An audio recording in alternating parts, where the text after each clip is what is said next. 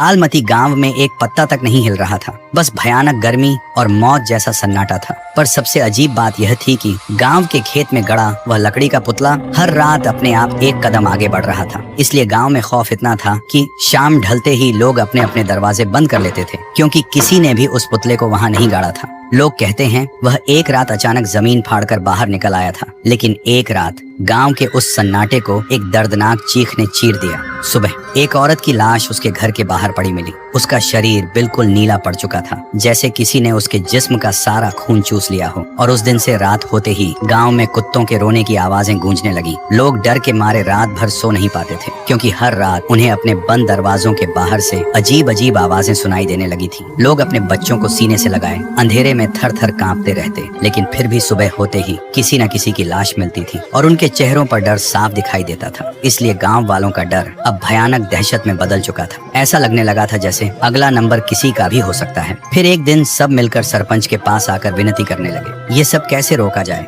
गांव वालों की दहशत देखकर सरपंच ने आखिरकार रात में एक तांत्रिक को बुलाया। तांत्रिक ने आते ही महसूस किया जैसे किसी ने वहाँ की हवा से जिंदगी ही निचोड़ ली हो। फिर वह अपनी आंखें बंद करता है और देखता है कि कुछ वक्त पहले चांदनी नाम की लड़की अपनी बीमार माँ के लिए रात के अंधेरे में दूसरे गांव से वैद्य को बुलाने जा रही थी। लेकिन कुछ दूर जाते ही उसके सामने सरपंच का बेटा आया और उसके साथ दरिंदगी की। फिर उसे मारकर खेत में फेंक दिया। उधर बेटी के इंतजार में बीमार माँ ने भी तड़प कर दम तोड़ दिया। लेकिन चांदनी की आत्मा बदले की आग में उस खेत में रखे उस पुतले में कैद हो गई थी और तब से वह पूरे गांव को मिटा देना चाहती है। यह नजारा देखकर तांत्रिक की रूह कांप उठी। फिर उसने गांव वालों के सामने सारा सच बता दिया। सच सुनते ही सरपंच का सिर शर्म के मारे झुक गया। अगली सुबह गांव वालों की भीड़ उस खेत के किनारे खड़ी थी। भीड़ के आगे सरपंच था और उसके पैरों में गिड़गिड़ाता हुआ उसका अपना बेटा। सरपंच की आंखों में आंसू थे, पर हाथ में एक कुल्हाड़ी थी। तभी उसने एक झटके में अपने ही बेटे का सिर धड़ से अलग कर दिया। खून के छींटे सीधा उस पुतले पर जा गिरे और सरपंच घुटनों के बल जमीन पर गिरकर रोते हुए बोला, तेरा बदला पूरा हुआ चांदनी। इस पापी खून से अपनी प्यास बुझा ले और इस गांव को बख्श दे। तभी